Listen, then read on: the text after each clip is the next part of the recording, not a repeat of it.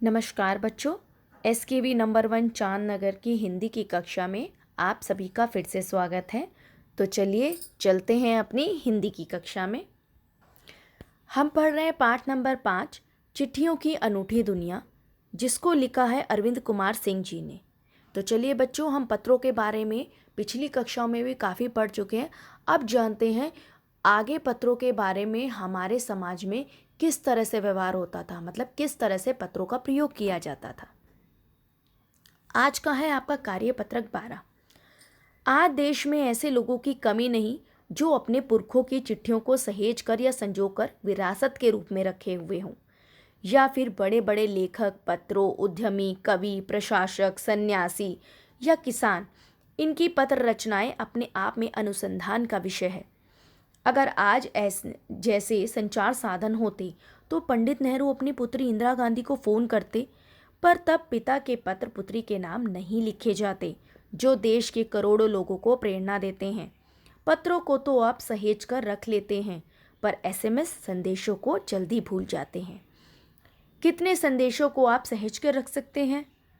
तमाम महान हस्तियों की जो सबसे बड़ी यादगार या धरोहर उनके द्वारा लिखे गए पत्र ही हैं।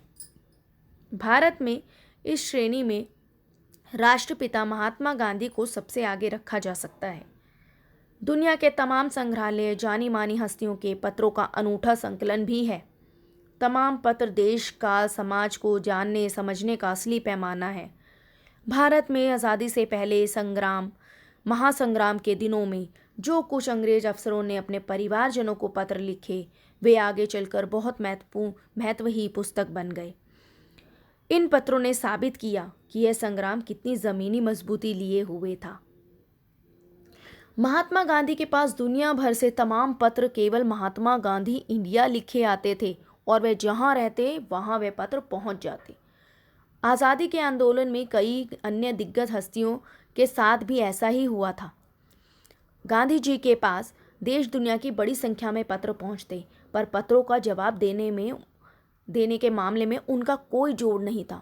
कहा जाता है कि जैसे ही उन्हें पत्र मिलता उसी समय वे उसका जवाब लिख देते। अपने हाथों से ही ज़्यादातर पत्रों का जवाब देते।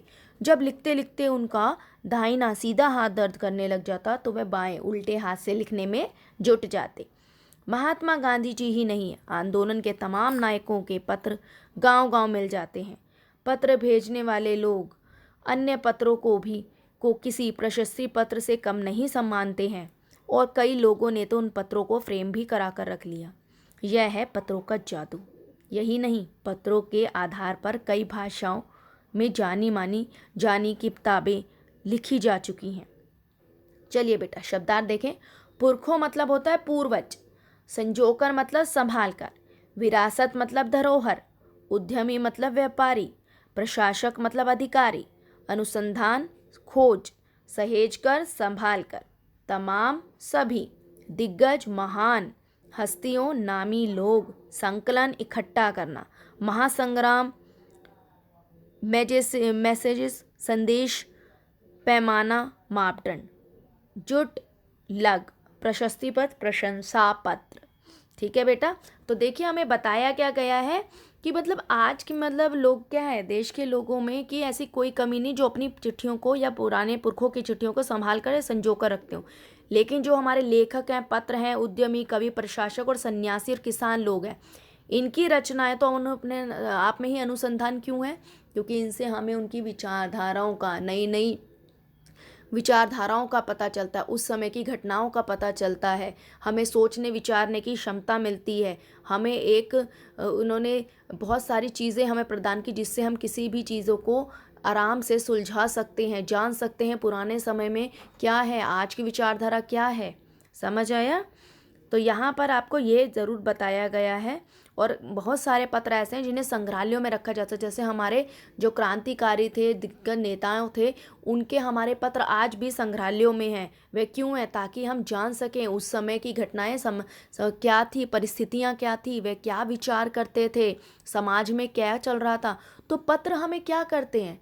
बेटा किसी भी देश विशेष काल समय की घटनाओं के बारे में पूर्ण जानकारी देते हैं, उनकी विचारधाराओं के बारे में जानकारी देते हैं, जिससे हम ना होते हुए भी पुराने समय के बारे में अच्छे से जान सकते हैं। ठीक है बेटा, तो चलिए प्रश्न करते हैं। पहला प्रश्न, लोग क्या सहेज कर और रखते हैं और क्यों? भाई लोग पत्रों को सहेज कर रखते हैं, क्यों रखते हैं बताइए।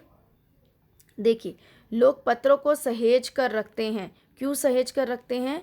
क्योंकि एसएमएस को तो हम जल्दी भूल जाते हैं, पत्रों के माध्यम से हम उन्हें बार बार याद कर सकते हैं, उस समय को अपने साथ संजो कर रख सकते हैं, इसलिए लोग पत्रों को संजो कर रखते हैं, जो बाद में चलकर एक नई विचारधारा का रूप ले लेते हैं।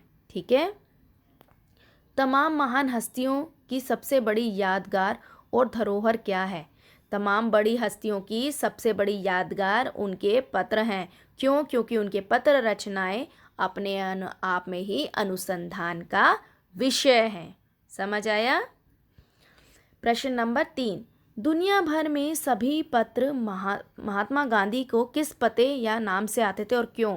देखिए भाई, इसमें लिखा था ना कि सब पत्र महात्मा गांधी इंडिया के नाम से आते थे और वह वहाँ पहुँच जाते थे जहाँ पर महात्मा गांधी होते थे, क्योंकि महात्मा गांधी हमारे स्वतंत्रता संग्राम में एक बहुत ही विशेष और महत्वपूर्ण क्रांतिकारी के रूप में, नेता के रूप में उभरे, इसलिए लोग उन्हें पत्र लिखते थे। अब देखिए प्रश्न नंबर 5, पत्रों का जादू क्या है? भाई पत्रों का जादू क्या है कि पत्र हमें अपने आप से बांध लेते हैं।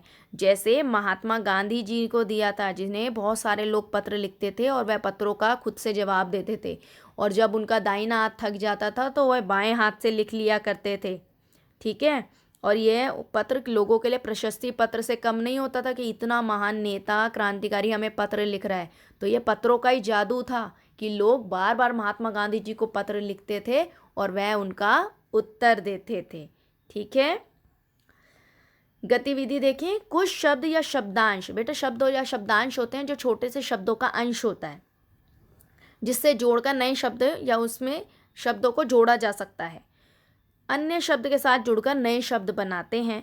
नीचे घेरे में दिए गए शब्दों को कुछ शब्दों के साथ जोड़कर उदाहरण समझकर नए शब्द बनाइए। अब देखिए, ये आपकी गतिविधि है, जिसमें से कि मैं आपको एग्जाम्पल देती हूँ। इसमें देखिए पत्र दिया हमें सेंटर में और ऊपर लिखा है प्रशस्ति पत्र। तो पत्र क्या हमारा शब्दांश है।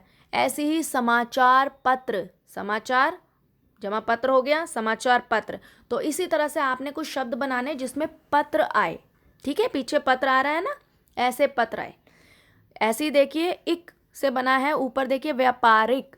ऐसे ही हम लिख सकते हैं धर्म जमा इक धार्मिक, नाव जमा इक नाविक। समझ आया? तो हमें इक का साउंड आना चाहिए, उसमें दिखाई देना चाहिए।